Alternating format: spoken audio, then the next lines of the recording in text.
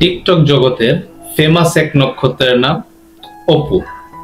জি, আমি সেই অপু ভাইয়ের কথাই আপনাদের সাথে তুলে ধরছিলাম। সেই অপু ভাইয়ের কথাই আপনাদেরকে বলতেছিলাম। অপু ভাই বাংলাদেশ কাঁপাচ্ছে না, অপু ভাই কাঁপাচ্ছে দুবাই।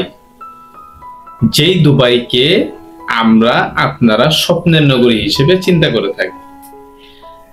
এত জনপ্রিয় একজন টিকটকার, যেই ছেলেটাকে মানুষ নাপিত হিসেবে তুলে ধরতো, যেই ছেলেটাকে নাপিত বলে মানুষ গণায়ও ধরতো না। একটাবার ভাবেন, আপনি আমি কোথায় আছি আর উনি কোথায় আছেন। যেই ছেলেটার পরিচয় হয়েছিল থানার চৌকটে, যাকে ধরার জন্য পুলিশ এসেছিল, যার চুলের জন্য সে মামলা পর্যন্ত খেয়েছিল, যাকে ধরে বাংলাদেশ পুলিশ চুল কেটে দিয়েছিল, সেই ছেলেটা আজকে কোত্থেকে কোথায় চলে গেছে। সে দুবাই গিয়ে দুবাইয়ের বড় বড় ব্র্যান্ডের অ্যাম্বাসিডার হিসেবে কাজ করতেছে। আর আজকে আপনি আর আমি কোথায় আছি। অপু কে নিয়ে বলার এবং কথা যতই বলি আসলে শেষ করা যাবে না।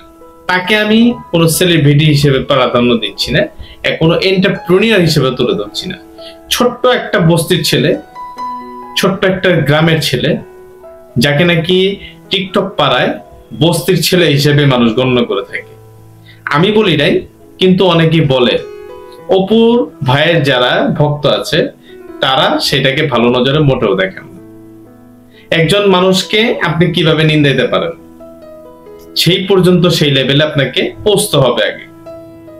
সে রাস্তার বস্তি কিংবা যেই হোক, সে গ্রামের হোক কিংবা গ্রামের যত ছোটখাটো একটা জায়গা থেকে উঠে আসুক, কোনো আপত্তি নেই আমার। দেখেন, আমরা আপনারা যারা আছি এতটুকু ভাবতে পারেন, আমরা তো কোনো বস্তির মানুষ না, আমরা তো কোনো বস্তি থেকে উঠে আসিনি। আজকে যদি আপনাদের কাছে মনে করে থাকেন, আপনারা যদি ভেবে থাকেন যে অপু বস্তি থেকে উঠে আসছে, সেই বস্তির ছেলেটার ভিডিও কিন্তু আপনারা আর আমি দেখি।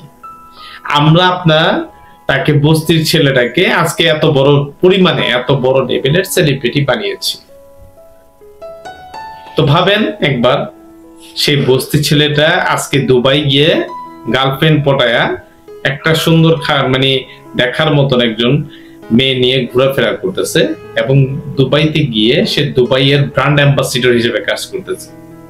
বিভিন্ন বড় বড় দোকান, বিভিন্ন বড় বড় শপিং মল, বিভিন্ন বড় বড় প্রতিষ্ঠাতারা তাকে ডাকতেছে, ডেকে তাদের ব্র্যান্ডের অ্যাম্বাসিডর হিসেবে চুক্তিবদ্ধ করতেছে, এবং তাদেরকে বলতেছে একটা ভিডিও করে দেন, একটা ভিডিও আপনি আমাদের করে সেটা টিকটকে আপলোড করে দেন, আমাদের ব্যবসাটা সেটা বেড়ে যাবে।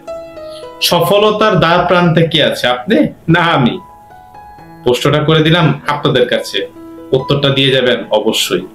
ভিডিওটা এখানে শেষ করলাম। যদি ভালো লেগে থাকে, যদি ভালোবেসে থাকেন, আমার কথাটা যদি আপনাদের মনের একটা কোনা জায়গা দখল করে থাকে, অবশ্যই ভিডিওটা সাবস্ক্রাইব করার অনুরোধ করছি আমাদের চ্যানেলকে।